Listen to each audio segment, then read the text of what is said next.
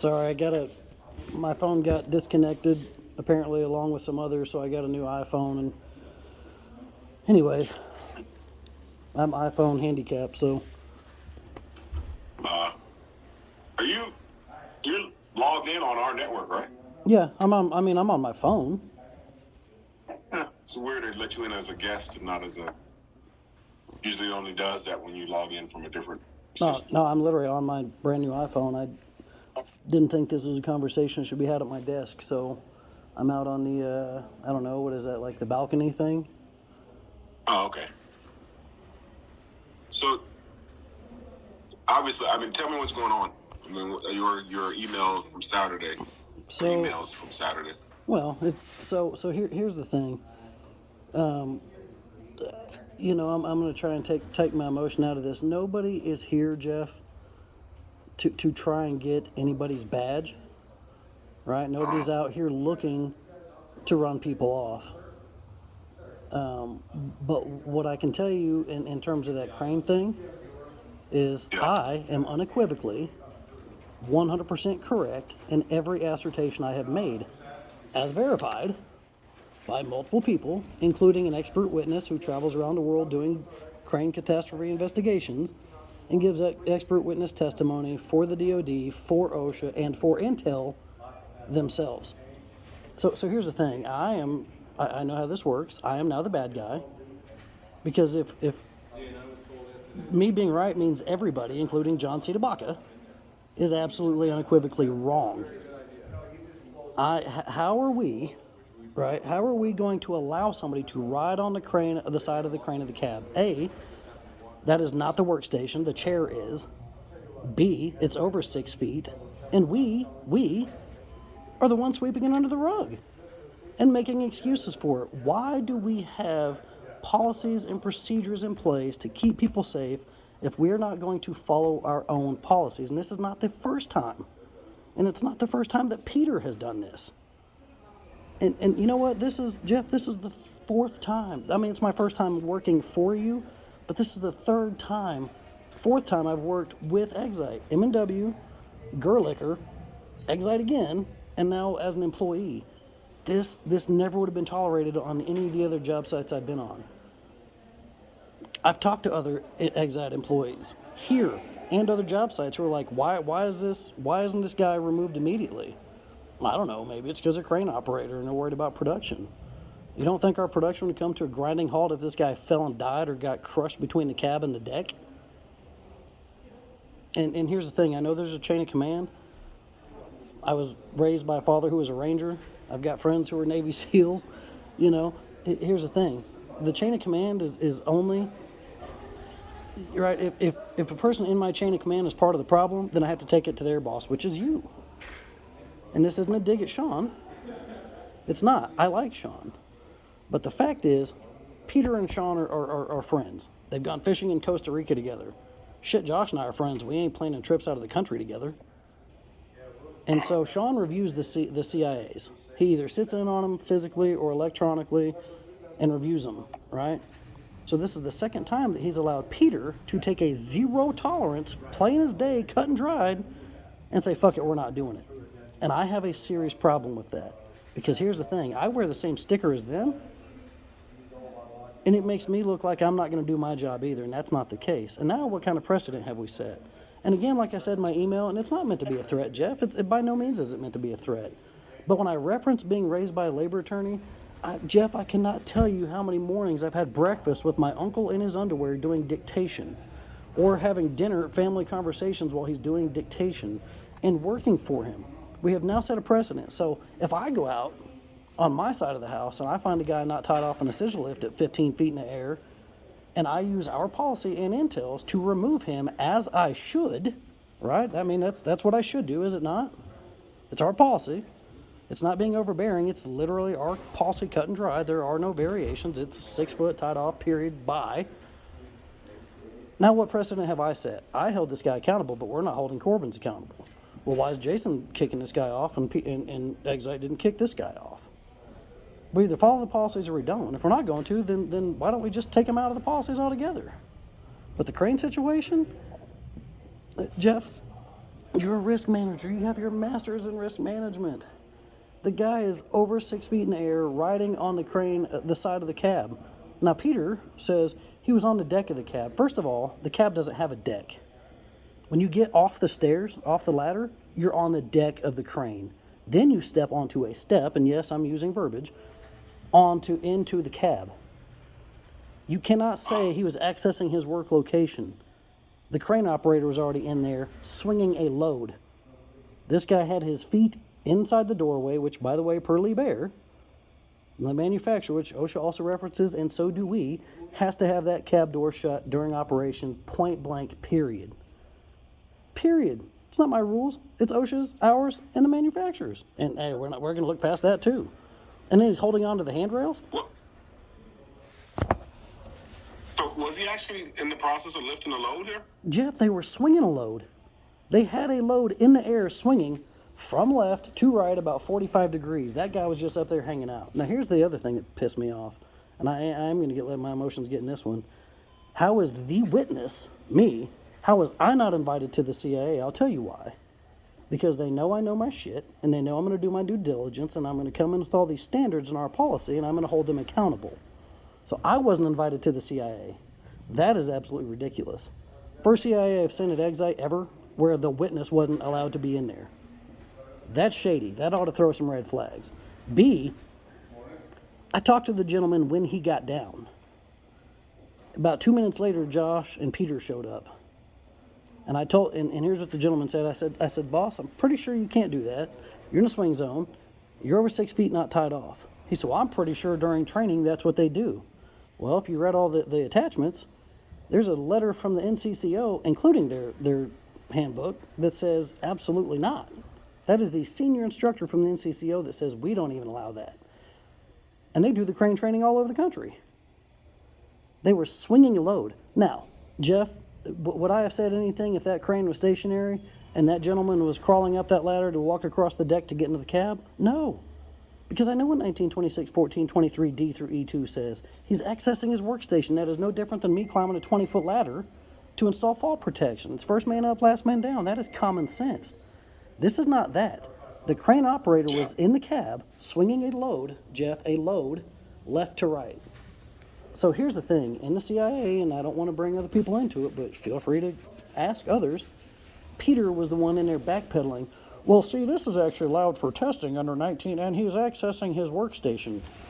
No, he's not. And again, the reason I put the expert witness, and here's what Mr. Orr said. He said, Jason, you are absolutely correct, because I sent him I sent him a synopsis and the video, and I said, look, I did it from my personal email, not from my work email, and I didn't tell him where I was. I said, here's a scenario. I need you to tell me if I am right or if I'm wrong. And he called me and he said, I would love to respond via email.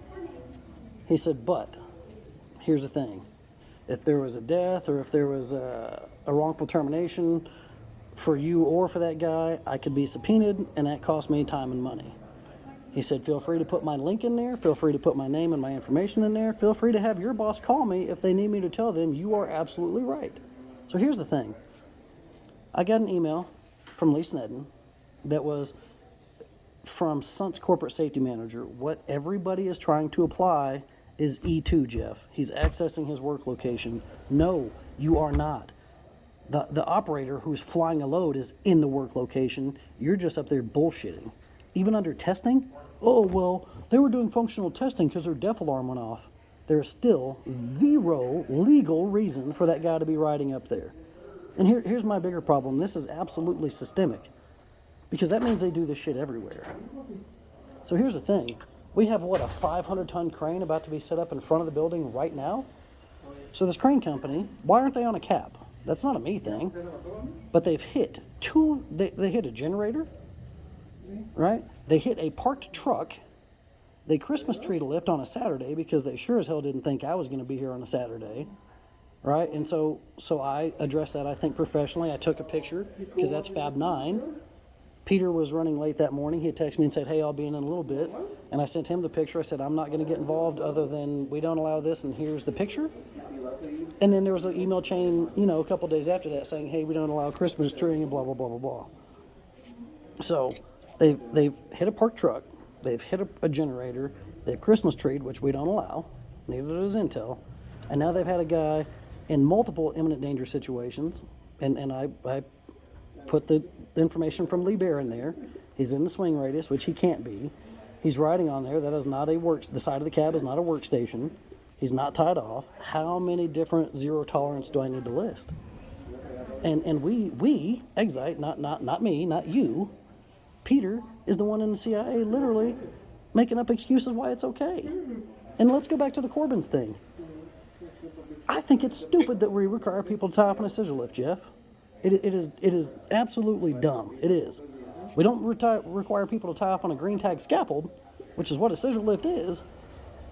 But the fact is, on a safety walk, Josh observed a Corbin's employee in the air not tied off. In the CIA, do you know what Peter said? And I wasn't there. This is how it was relayed to me. Well, I mean, the manufacturer doesn't require it. No, Peter. We do, and so does Intel. Period. But that guy is still here. And so the Corbin's thing, I'll tell you, the employee was disciplined, but that's not an exposure issue. So the F5 and our policy applies to exposure. So if he was up 15 feet in the air on structural steel, not tied off, that's the fall protection exposure issue. That's a coachable, teachable moment, is how I look at not being tied off in an aerial, in a scissor lift. I've never fired anybody for not being tied off in a scissor lift. It's, hey, do you understand that this is a requirement and it's dealt with in the progressive disciplinary policy, not as a fall protection violation. There's no exposure. Okay. If he's standing up on the rail of the lift, not tied off, that's an exposure. Well, and I absolutely agree with you, and I get that. And I mean, like I said, I think it's stupid to require people to tie off on scissor lifts. And here's the thing: Intel on the factory side doesn't, until CEHS does. So I get there's confusion in that. But my point is, and again, Jeff, I'm always going to, and I don't, and again, please don't. This isn't meant to be threatening in any way. I always refer back to my upbringing because I was raised in this environment where this is a litigious society. People sue for everything every day, and it's stupid, right? I don't want to go zero tolerance somebody because our zero tolerance is pretty clear. 6 foot tie off, period. But if that's the direction I'm given, then fine. I'm not out here trying to get anybody's badge anyway. You know, I'm a big fan of coaching and mentoring. I'm absolutely more of a coach and a mentor than I am. I've never been a safety cop.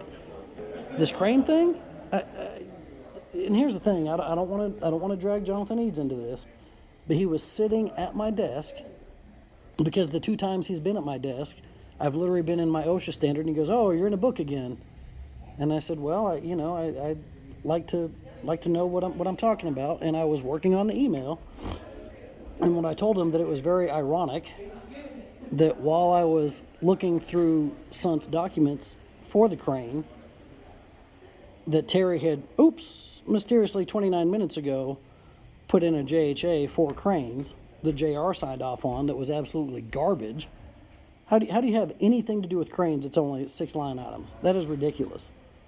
Really? All the crane work here, and you've got a JHA that has anything to do with cranes, and it's 6 line items. I mean, that's whatever. So Jonathan said, hey, make sure to put, he goes, I'm sure you're doing an email. I said, I'm absolutely sending an email. He said, make sure to put the JHA issue in the email. So I didn't mean to blindside you, but again, this is, how are we going to dismiss this? And by me being right, I've proven Sunt wrong, Intel wrong, CEHS wrong, John C. DeBaca wrong, and our own team wrong. And I know what that means. It means I'm the asshole. No, it means I'm the one doing my due diligence and trying to make sure we don't kill somebody or rip somebody apart between a cab and a crane deck. Yeah, so I guess I don't understand do you have the email that the corporate safety guy from Sun sent you? I do, and it references the preamble.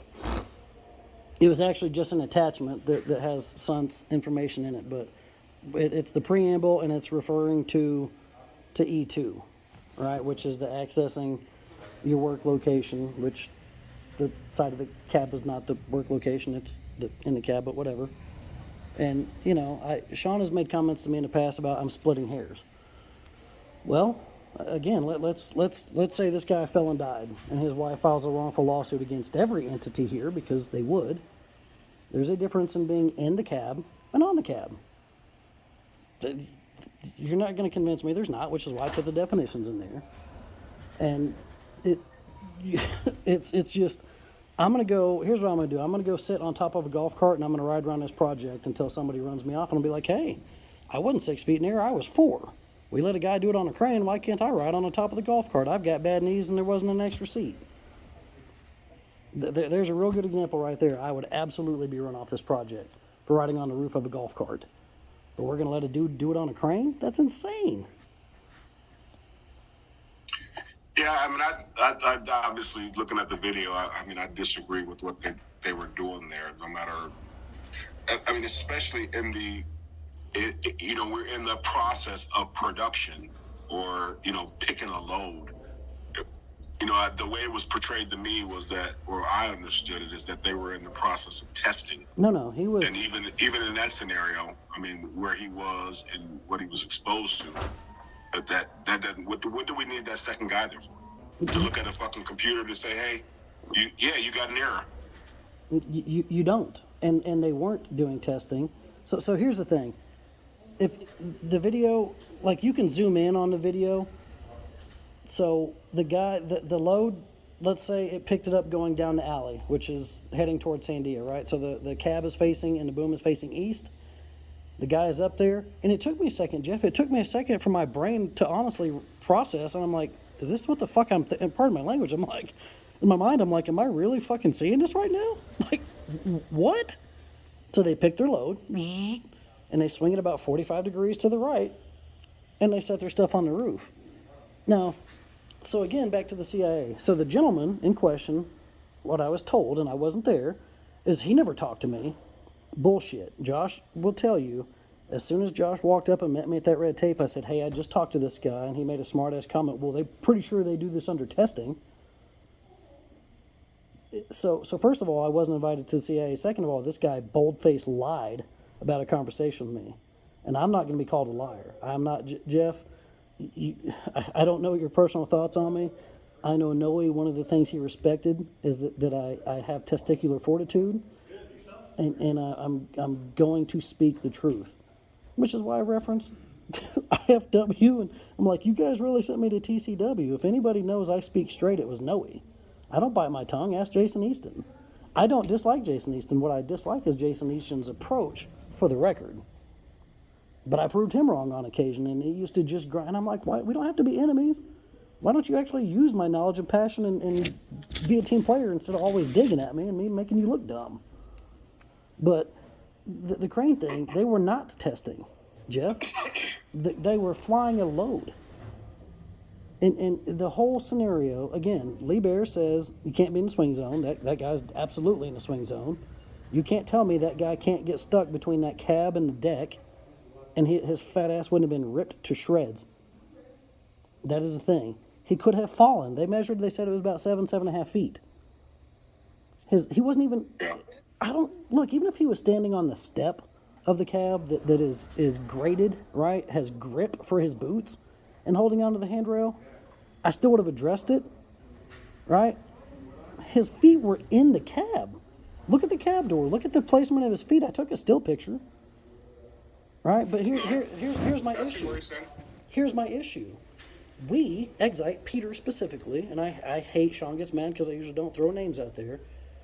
Peter specifically, in that he's the one that, they were and they were doing testing and it's allowed. No, Peter, it is not. And so here's what I'm sick and tired of. I'm sick and tired of people using Lee Snedden's name who've never gone and talked to Lee, who've never had a conversation with Lee. I invited Lee because, right, this IFW program that I'm running for the site is supposed to be per Intel, right? So I asked Lee, I said, hey, I'm running this IFW program. I need your help because I'd met him before, and he's like, hey, if you ever need my help, let me know. And I said, well, I kind of do, so can we talk? And I said, listen, and this is a little side tangent about Lee, sorry. I said, hey, getting my contractors on board for about the first month and a half was hard. I had to be a little aggressive. That's hence the pit bull or bulldog, message from Michael Huvane. I said, but if this is supposed to be site-wide Intel contractors too, like GCon, I can't discipline those people. I can't hold them to our contract, which I put, I actually put section 4.6 in the invite to let people know it is required. I said, but you could get with your team and say, hey, the intent of this is for everybody to go who's in construction, right? And Jason is managing it for us and for Exite. So when you get an invite from Jason that says, I need your foreman, your frontline leaders, and I'm going to schedule them, you will attend. And I said, I've got 14 to 20 new trainers coming through. It would be great for you to come give a showing and, our little welcome speech in the morning.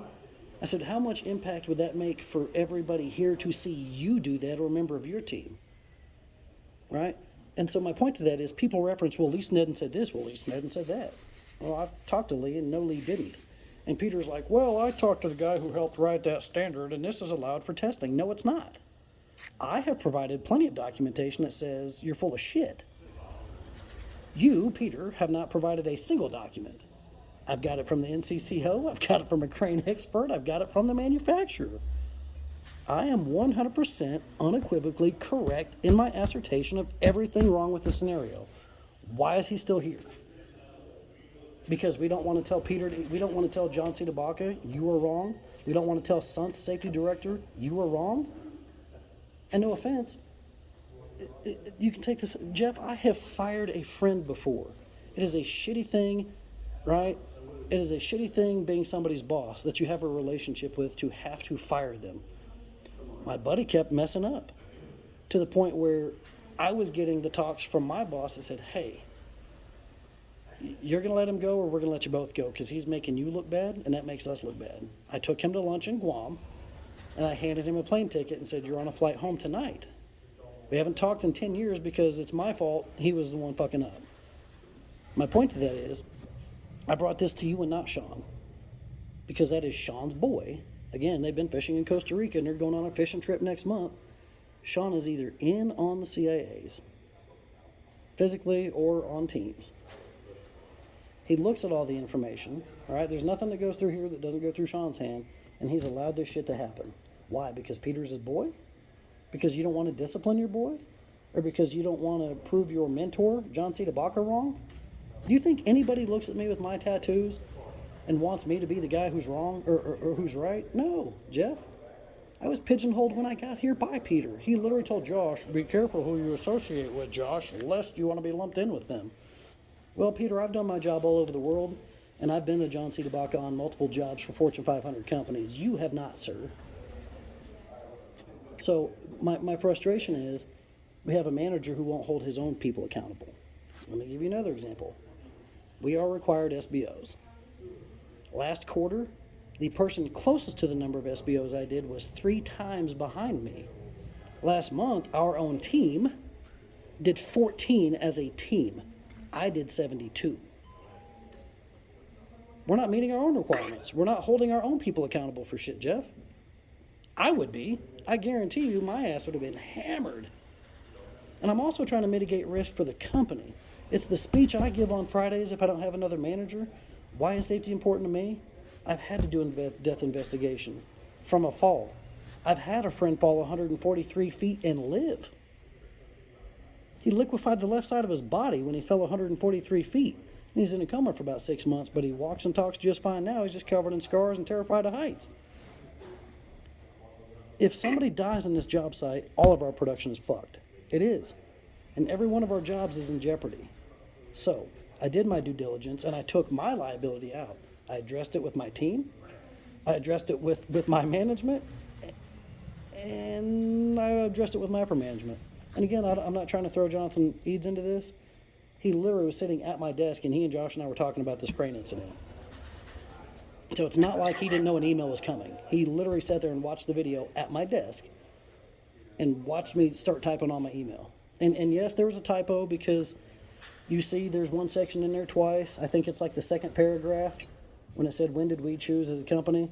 And then it's again in the bottom because I added to it and I forgot to delete it out of the top section. So I apologize for that.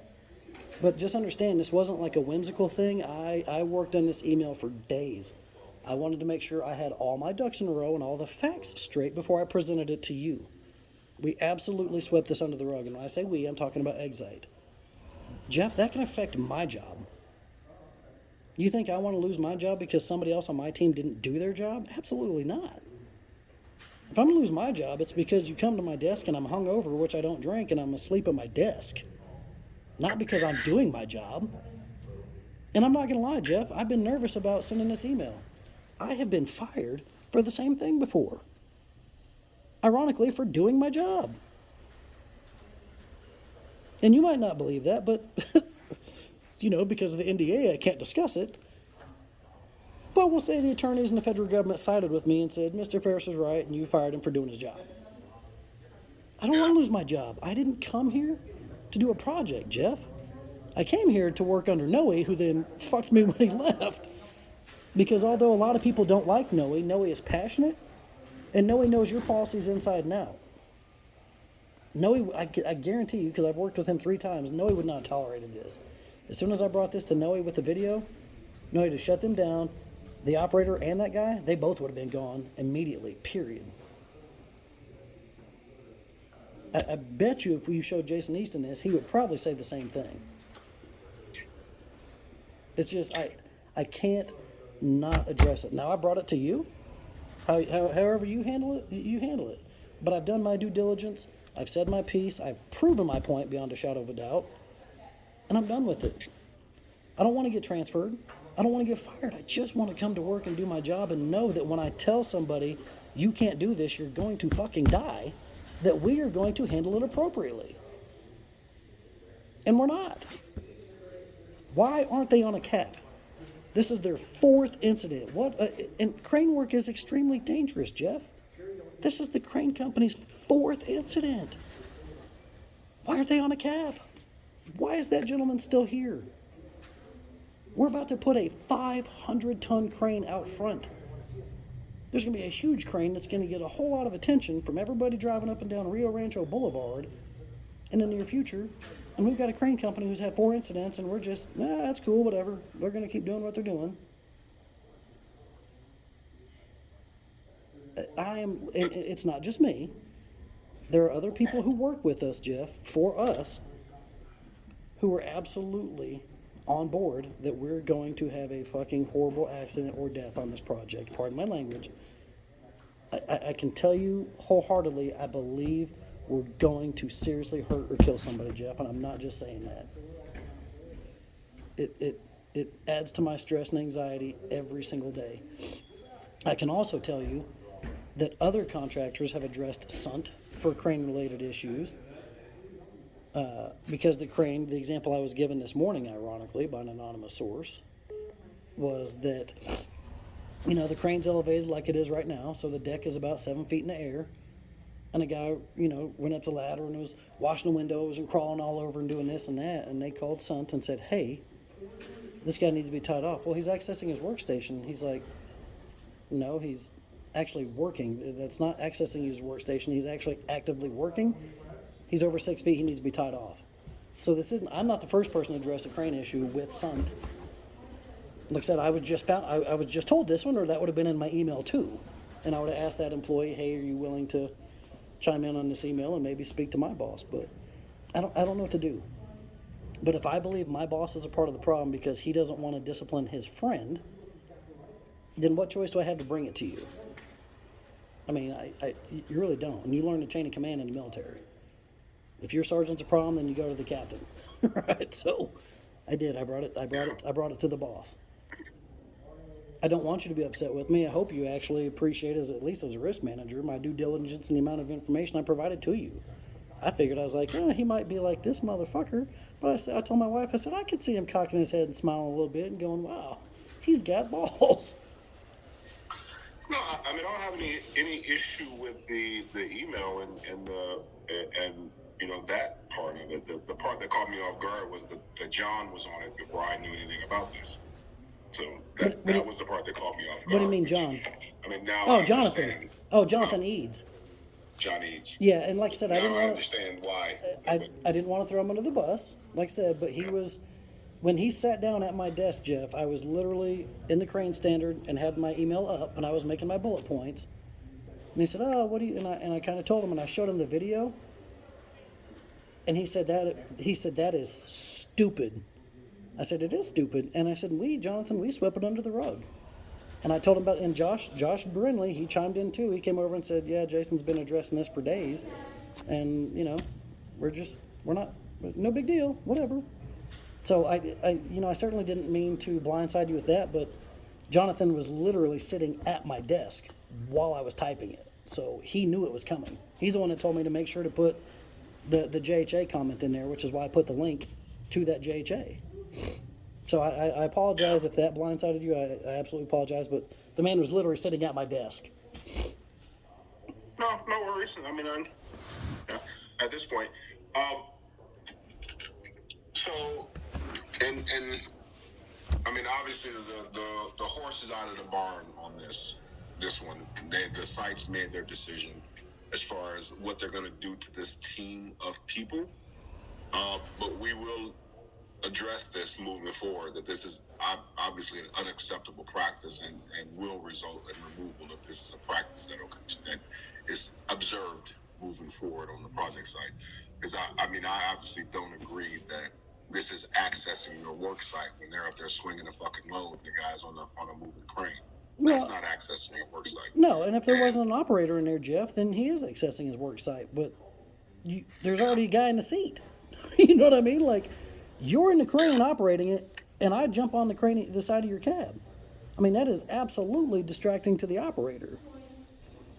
Yeah, I mean, like I said before, the way I understood this from the initial, it was that they were under a test, and then I didn't even realize that they were swinging the cab. I thought he was just standing up there as the operator was